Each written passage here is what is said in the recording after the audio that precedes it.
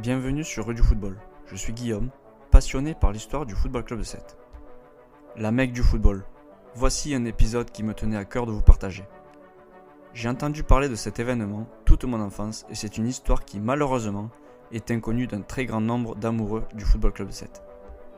Bien souvent, on attribue au vert et blanc comme seul fait d'armes le premier doublé Coupe Championnat de l'histoire en 1934. Mais les Dauphins ont aussi forgé leur légende grâce à des matchs en particulier dont le retentissement a franchi les frontières. On a vu dans l'épisode précédent qu'en 1924, le FC Sète fait figure de poids lourd au niveau du football français. Sa victoire en quart de finale de la Coupe de France contre le Red Star, mettant fin à l'hégémonie parisienne, marque les esprits, et la presse est dithyrambique. En 1925, Sète prend une dimension internationale. Le FC Barcelone ou les Britanniques du Plumstead FC font partie des quelques adversaires étrangers que le FC Sète ait affrontés depuis sa fondation.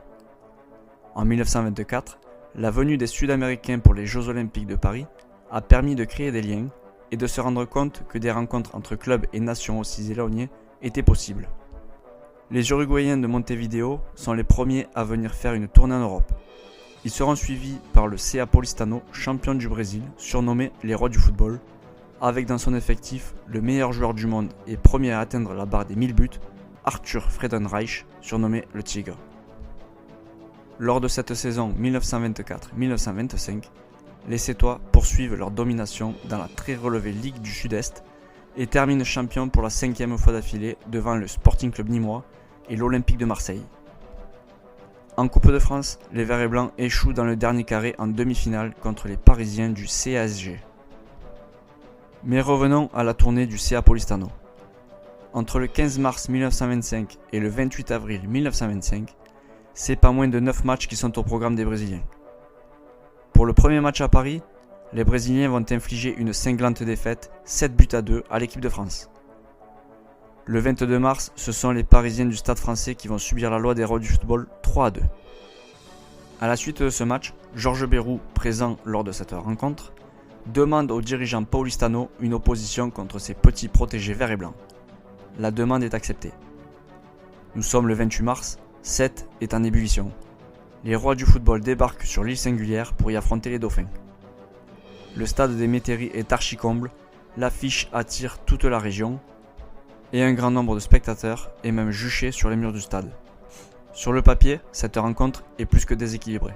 Les Brésiliens champions en titre sont ultra favoris et il est même impensable que les Sétois arrivent à obtenir ne serait-ce qu'un match nul.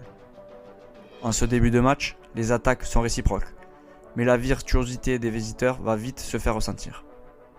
Arrive la 4e minute, le Sétois Hugues renvoie la balle sur Skiller qui dribble 2 Brésiliens. Il ouvre sur Marcel Gallet qui centre pour As. D'une demi-volée, il laisse aucune chance à Nestor, le gardien brésilien. Ouverture du score des Verts et Blancs dans une ambiance délirante, le stade des Métairies explose. Quelques minutes plus tard, il en suffit de peu pour que les Dauphins doublent la mise. Lors du second acte, on part sur les mêmes bases qu'en première période. Henrique écœure les avants du Paulistano. Le score restera inchangé malgré les assauts brésiliens. Les Métairies explosent. L'arbitre siffle la fin du match sous un tonnerre d'applaudissements. Le terrain est envahi et les joueurs sont portés en triomphe.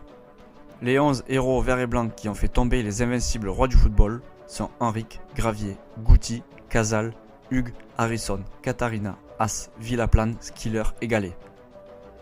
Après cette impensable défaite vécue comme un traumatisme par les Brésiliens, le CA Paulistano poursuivra sa tournée et enchaînera par 7 victoires. Le bilan des Brésiliens est de 10 matchs, 9 victoires, 30 buts marqués, 7 encaissés. Le Football Club de Sète représente la seule défaite du CA Paulistano. 32 ans plus tard, en 1957, le célèbre comédien sétois, fondateur du Festival d'Avignon, Jean Vilar, part en tournée au Brésil et rencontre un comédien de Sao Paulo. Il lui dédicacera son livre La tradition théâtrale par une phrase « Un ancien petit joueur de Football Club de Sète ». Jean Vilar, présent lors du match, était euphorique du haut de ses 13 ans. En cette année 1925, les Métairies seront le théâtre d'un autre événement. Avant ce match entre les Verts et Blancs et le CA Paulistano qui a forgé un peu plus la légende du Football Club de Sète, les Métairies ont accueilli en ce début d'année 1925 un match entre l'équipe de France et la sélection d'Afrique du Nord devant 12 000 spectateurs. Les Français s'inclineront 2-1 et cette rencontre sera la seule de l'équipe de France sur le sol sétois. 2 joueurs verts et blancs prennent part à cette rencontre, Gravier et Dedieu. Le 28 janvier, quelques jours après ce match, le Miroir des Sports, journal sport de l'époque, ancêtre de l'équipe, titrera 7 Terre sainte du football, signé du célèbre journaliste Gabriel Hanot. Ce stade à l'anglaise, quasi fermé, envié d'un grand nombre de clubs de par le jeu scientifique proposé par les joueurs et la ferveur de ses spectateurs, eut plusieurs qualificatifs de la part des journaux de l'époque, tels que la Mecque du football, la Terre sainte du football, le Carrefour des Nations et le Temple du football. Tout comme l'année précédente, 1925 restera comme une date importante dans l'histoire du Football Club de Sète et contribuera à forger un peu plus sa légende. Je vous remercie d'avoir suivi ce nouvel épisode et je vous dis à bientôt pour de nouveaux récits historiques sur le mythique Football Club de Sète.